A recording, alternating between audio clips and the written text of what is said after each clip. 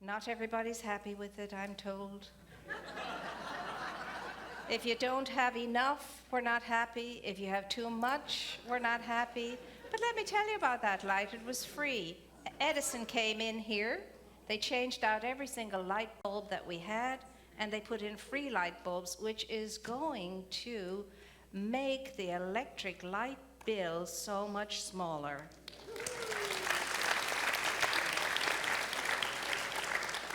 And you too can call in Edison, and they'll do it for you in your business or in your home, and say, Dr. Moira sent you. In fact, I'll give you the name and the number of the lady who takes care of it. Sign up if you want this information, and I'd be happy to do it. We're saving power, saving money, and we can see the cobwebs and everything else. That's the price you pay. But we'll endeavor to soften it a little if we can. But they say if they have to come in and soften it, it'll cost us money. So I might make a collection. If some of you are so unhappy, we'll start a fund. Okay? Because I was told, Dr. Moira, if you don't change the lights, people will leave. My response to that is, well, then they don't really want to be here if it takes too much light to send them away. And God forbid we change our place and go to a softer light area. Oh my goodness me. Aren't we funny? I love it. I laugh a lot at myself and our ridiculousness.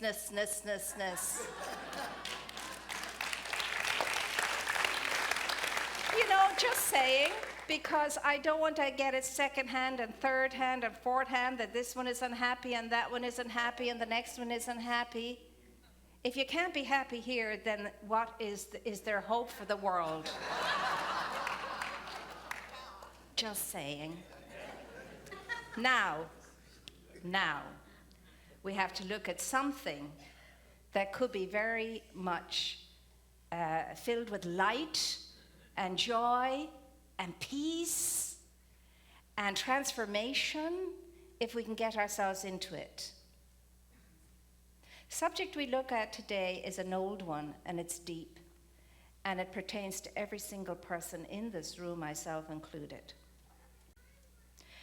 We have to understand that everything we give comes right back at us. Everything we give comes right back at us. Indeed, you can be certain, sure, that whatever it is I'm giving comes back to me with amazing accuracy. Amazing accuracy. And I am responsible for everything I put out there and give. Consequently, I must be responsible for everything that comes straight back at me. But I have something going for me, an understanding and awareness that I can do something about everything that crosses my path. Not a thing that crosses my path can I not do something about, that I have the power and dominion to do something about. I am responsible for what I put out there. Consequently, I'm responsible for what comes back to me. I've got to look at that today and this week. We're hitting a real big subject, and I even haven't said the word yet. So here's what's going for us. Vengeance is mine, saith the law. Now we would say, be not concerned about what happens in anybody else's life, because life will take care of that. You don't have to be concerned about it, and you don't have to feel responsible for it, and you don't have to do anything about it. You don't have to make anybody fess up to their faults and their failings and their mistakes and their wickedness and their sinfulness and everything else. You don't. Life does that itself. So we're off the hook for that. God knows I have enough of a job of myself keeping myself on track and under control and behaving well without having to take you on for that. Thank God for that, you know? And here's the other part of that is wonderful. It says, the fear of the Lord is the beginning of wisdom. And we would say, respect for the law is the beginning of wisdom. Because everywhere you find Lord in Scripture, substitute law and you'll be amazed at what good sense that makes.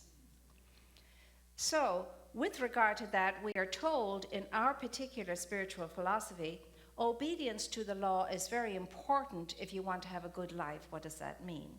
It simply means you have to, first of all, know what the law is, study it, then apply it, make it your own, use it. Just like the law of electricity, obedience to the law of electricity makes all the difference in the world. If I know nothing about electricity and I stick my finger in a plug, a socket, guess what? It's not going to be a good experience. So I must be obedient to the way electricity works, or I might be minus a finger. So we have that going for us. What does that mean? It means I have dominion. I have power. Why? Because I'm made in the image and the likeness of infinite intelligence itself. I came out of infinite intelligence. Infinite intelligence only had infinite intelligence to make something out of. That will be you, that will be me, and that will be everything else as well.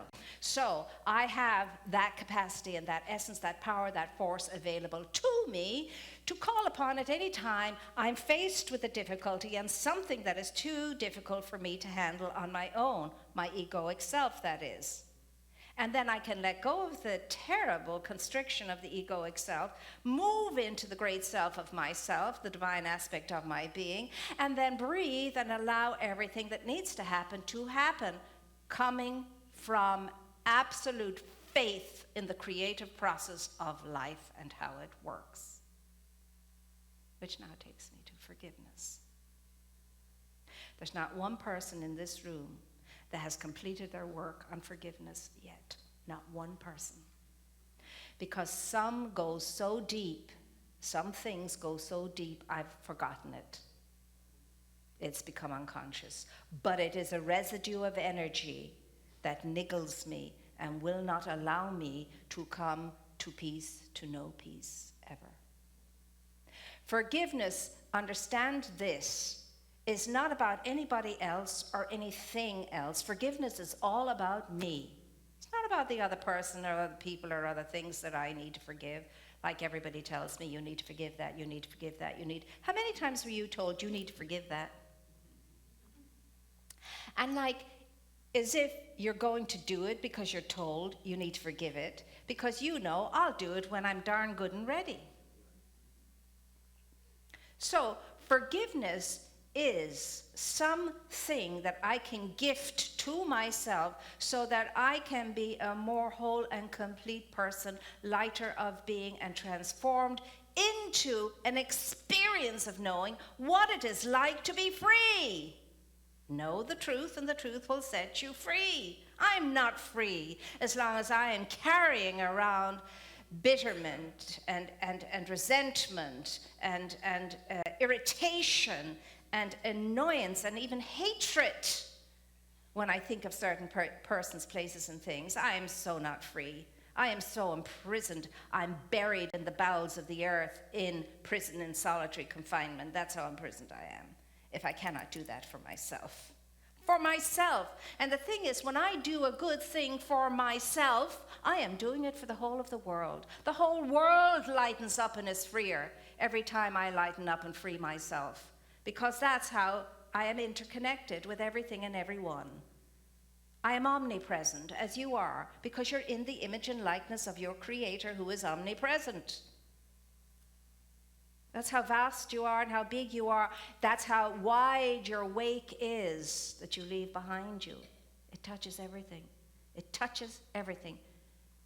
Notice that if you and I don't go below the surface of life and the surface of living, very noisy out there in the world, very noisy in the world of the senses, very, very, very noisy and very cluttered and very grabbing of your attention and sucking the life out of you out there in the world. That's the surface of life. Notice on the top of pools and even in the sea and rivers, all the flotsam, all the debris floats at the top. And if you can go to some ponds and pools and you can't even see the water for the debris that's floating around on top. Now that is like everything that we will not forgive in us, floating around to the point that we forget who we are because we cannot see past the debris into the truth of what is underneath that. That's a heavy weight to carry. It's an ailment. It's a heavy weight to carry. It burdens us. It weighs us down. It brings us to our knees, but not in a good way. The only time I ever want to be brought to my knees is in awe and wonder anymore. I want to be on my knees a lot in awe and wonder, in praise of life, in celebration of living. I don't want to be on my knees because I am carrying around this weight, this dead weight that's killing me and crippling me and causing me all kinds of ailments. Not only that, but it's breaking up relationships. It can break up families. It can break up communities. It can break up the community of the world. This hatred, this resentment, this inability to release and let go. We are called to a very high standard this week. We are called to deepage. Deep is calling on deep this week. You and I are asked to get beyond the debris that's floating on top of our lives, that's burying us, that's taking the oxygen away from us, that's causing us all kinds of friction, so that we can be ourselves. After 27 years of solitary confinement, a man walked free out of a prison, and all of his country quaked and shook, not knowing what was going to happen now. The man was one of my best teachers and great heroes, Nelson Mandela. Now, how did he learn forgiveness? How do we go about that? How can we do that? In solitary confinement, in silence, in the gap. That man walked out, and everybody was wondering what he was going to look like, because I hadn't seen him in 27 years. He couldn't have any visitors. And he walked out like a Colossus. He walked out like a Dalai Lama, like a Mother Teresa, like a Jesus, like a Buddha. He walked out. Unified, peaceful, calm, with one thing in mind: peace and unity for all through peaceful means in an impossible situation. And you and I think that we cannot be solitary or silent for more than 5 minutes. God help us all. 27 years of hard, harsh confinement in solitary. It's the one thing prisoners hate: solitary confinement. It's the one thing that so many of us don't want to experience when we are left on our own for any length of time. There has to be music blaring. There has to be a TV on. There has to be a computer in front of me. There has to be something in my hands that will occupy me so that I don't have to be solitary, alone with myself. God forbid it.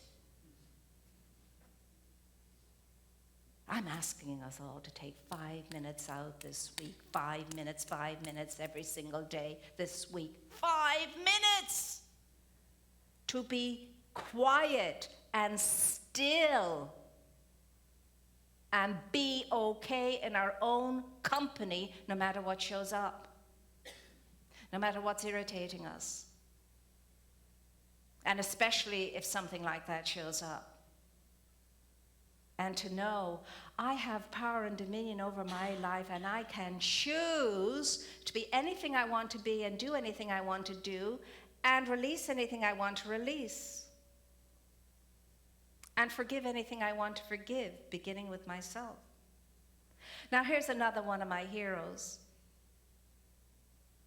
Bishop Tutu, the man who started all of this forgiveness thing in South Africa. And he said there are 4 things that have to happen for that. Number 1, you must, with respect, be heard as you tell your story to release yourself from pain to forgiveness. You must be heard. You must be given the opportunity to tell your story carefully, as rationally as you can, and to next feel the pain of the story and acknowledge the pain of the story and acknowledge that this happened. It's the 2nd stage. The 3rd stage is then to remember that you have power and you have a choice to choose to forgive the offender or offenders. And then to move into that decision on the affirmative side as best you can until it's done.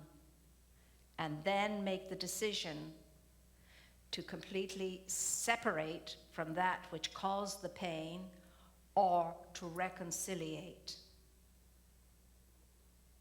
And those are the steps that he presented to the people who had been so badly done by, so to speak. And miracles happened as a result of that. So I'm asking us all to take a look this week at what we have still left within us that is unforgiven. Whether it has to do with ourselves personally, or some person, or some persons, or something, whatever that is. Because to carry that is like giving power. Think about the wake of a ship. The wake of the ship has always to be left behind. And the energy in the ship takes you away from the wake. And the wake has no power over the ship. But you and I give power to that wake, the history of our lives, the history of ourselves on the negative side, when we will not free ourselves from it and let ourselves go. Let me tell you, as long as you and I are in relationship, there'll always be something to forgive. Always. It's the nature. Whether it's relationship with a spouse or a close friend or within the family or within the work situation or within the community, within the country, whatever it is, there's always going to be something to forgive. You hear people say all the time, I'd rather do it and then seek forgiveness afterwards than ask and be refused. Now that's an excuse. That's not really the best way to handle things, but we've all done it. We've all done it. Are you going to keep allowing the wake, am I going to keep allowing the wake behind me to rule my world, my life? To be the energy that drives my life? Or am I once and for all going to be able, in a balanced and calm state, to look at the wake and say, thank God that's behind me and it has nothing more to do with me now. Nothing. It has no power over me now, and I'm not giving it any power. Because I want to be free. I want to be light. I want to be well. I want to be healthy of mind, body, heart, and soul. And the only way I can be that is to let go of everything that doesn't work for me in my life. Whatever it is, person, place, or thing. Thought or feeling, whatever that is. But am I willing to do that? Hell no, some people would say. I've earned the right to be resentful. If you only knew. Well, that's like saying to yourself, I've earned the right to burn myself. And I'll stop burning myself when I'm good and ready. Makes no sense. So, the calling is, can you, Father, forgive them, for they haven't a clue, they know not what they do. Father, forgive me, because I didn't have a clue. I didn't know what to do. Forgive them. They didn't have a clue. They didn't know what to do.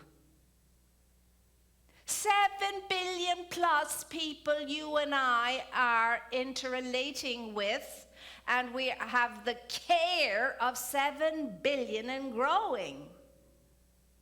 So all the world is my family, and every person in it is related to me, like it or lump it. Not just old grousey grandpa, or not just old biddy of an aunt. The ones you always say, oh, for God's sake, don't bring them to the party. They'll make a holy show of us. You know how they are. Now, let's seat them way back in the back. Or whatever. Everybody is related to you and me, like it or not. We are all family to each other, like it or not. Now, what's it going to be? Am I going to stay burdened and weighed down with all the weight of the world because I cannot let go of my story? Now, the beauty about telling your story is you get to tell it once. You get to tell it with respect and reverence that is due. Heard beautifully once. And then you get to release it and let it go, and that's it. You don't find yourself telling the same old story over again, because stories become excuses. I excuse myself with my stories. And the great Archbishop Desmond Tutu says there's absolutely nothing that we cannot forgive, nothing. And every single person on this plane and everything deserves forgiveness, including yourself. This is big, this is deep, this is not easy. Now, if it was easy, we'd all be doing it, wouldn't we? So let's nudge each other gently and nicely as we begin to complain to each other and tell the same story over and over again and excuse ourselves over and over again for what happened to me bazillions of years ago, and blaming that for how I am now. The only reason why I am how I am now is because I choose to stay in the miasma of all of that negativity and energy, and I have not made the choice to move ahead. Here's the way I am in it.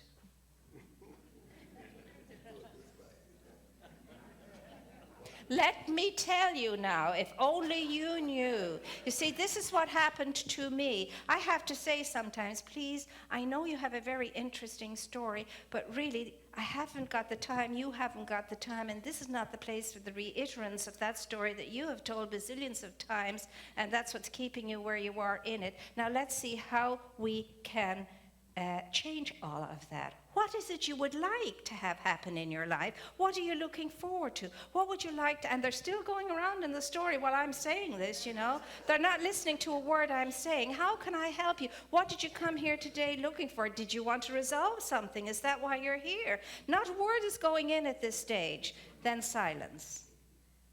I say nothing. And then when they've talked themselves silly, I say, that was your story. It could continue to be your story if you so desire, but it could also be released and let go of. That's the question for you and for me this week. Are you going to hang on and keep polishing up those stories, those resentments, putting them back on the shelf where you can see them and feel all of that every time you look at it? Or are you going to say, out damn spot? Anybody who knows Macbeth knows what I'm talking about. I'm knowing we're going to choose to release, to let go, and to let God. Because we can. Not by ourselves, but by the power and the presence of that which created us, loves us, wants our good, is ever ready, present to help us when allowed to. So, Father, forgive us all, for we know not what we do, and so it is.